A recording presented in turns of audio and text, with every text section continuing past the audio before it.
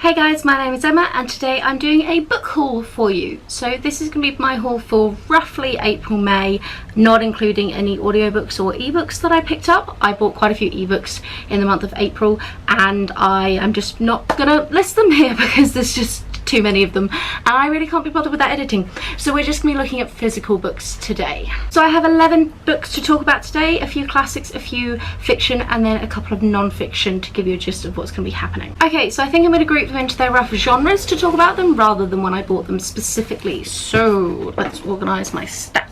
Let's talk about the fiction books first because for once that is the biggest stack. Normally the non-fiction seems to be taking over recently. So one of the books that I bought in the month of April/May is Silence of the Girls by Pat Barker. This has been longlisted or maybe even shortlisted for the Women's Fiction Prize.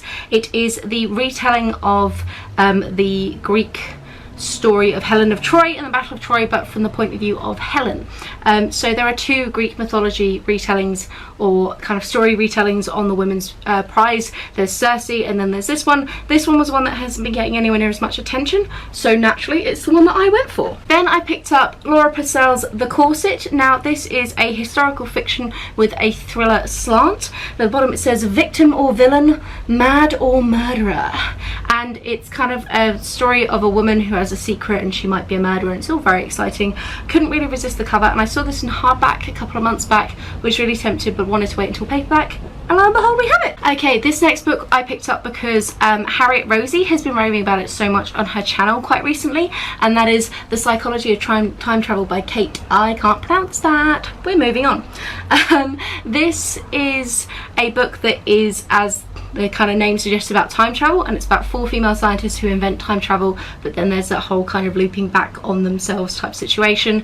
It sounds really highly entertaining and it's quite nice to have a time travel story with so many female lead characters because it is a bit of a boys club, so this should be good fun. Recently I picked up, on a bit of a whim, The Flame Alphabet by Ben Marcus. This is a story where the speech of children become toxic and then it becomes the decision of a set of parents as to whether they are going to abandon their child or risk being near them. It's kind of that weird speculative fiction, maybe fraction of dystopian apocalyptic-y kind of thing going on. I'm really psyched by it. It sounds super cool. Kind of the Book of M vibe to it, and with a cover like this, like, how could I resist that? Okay, then I picked up book 2 from the London series by V. Schwab. This is A Gathering of Shadows. I've read book 1, which is something else that I can't remember. I read book 1 back in like December time last year, really enjoyed it and want to get around to book 2 at some point, and I know that that's just significantly more likely if it's actually on my shelf. And then the final fiction book that I have for you today is The Versions of Us by Laura Barnett. Now this has been described as One Day meets Sliding Doors. I love the movie Sliding Doors. I can't stand the book One Day, so we'll see how this one comes out. But basically it's Eva and Jim meet, and then there's one of those kind of splits in the timelines where you get to see what would happen at this kind of turning point in their lives on how the different ways that their relationship can go. I really like stories with multiple different kind of timeline perspectives and almost like multiverse kind of concepts. I might do a whole video about them actually because I've got quite a few now, and I actually picked this up on an audiobook a while ago but found it really confusing with the different timelines and just wasn't really in the mood for it, so I'm hoping the physical book might help. Okay, let's talk about my non-fiction books now. I have 2 to talk about. The first one is called The Feather Thief, A Natural History Heist of the Century by Kirk Wallace Johnson. I picked this up 2 days ago at the Museum of Zoology in Cambridge, and if you are ever in Cambridge you should definitely check the museum out. It's fantastic.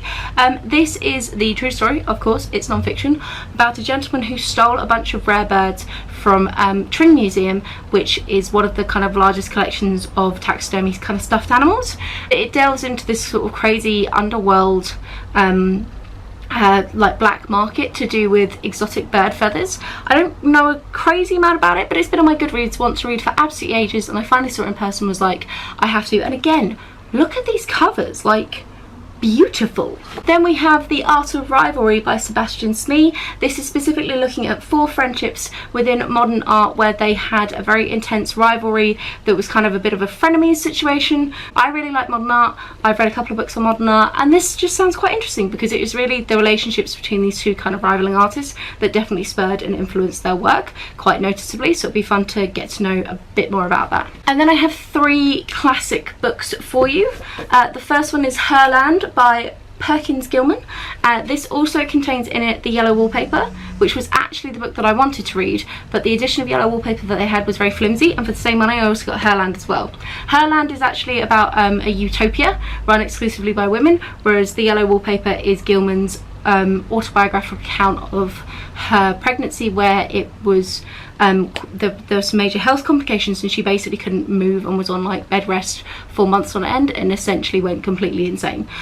So both sound absolutely fascinating, and especially with everything that's going on at the moment over in America when it comes to women's reproductive rights, very keen to read this. Then I picked up The Beetle by Richard Marsh. This was kind of a cover buy. This is another Penguin English library. I'm collecting quite a few of them now, which I'm really excited about. This is supposed to be a little bit like Dracula. It came out at the same kind of time, but it's sort of the Dracula meets the movie The Mummy, but with Brendan Fraser. And really, do you need to know any more than that? It's a creature from the depths of ancient Egypt, neither human nor insect, bent upon revenge for crimes committed against the disciples of a centuries-old cult, and wholly without mercy. I couldn't resist. This sounds awesome. One of those sort of hidden gem classics that nobody really talks about anymore. And then the final one I picked up was Jane Eyre by Charlotte Bronte. This is definitely not a hidden gem classic. This is well and truly very well known. I have Emily Bronte on my shelf to finally get round to. I thought it'd be good to pick up Charlotte Bronte. I've been hearing some really good things about Jane Eyre. Like, a few of my favourite booktubers have been mentioning it recently and saying how much they like the book, and I really want to get around to reading The Wide Sargasso Sea, which is a retelling of the character Bertha in Jane Eyre, but I want to read Jane Eyre first.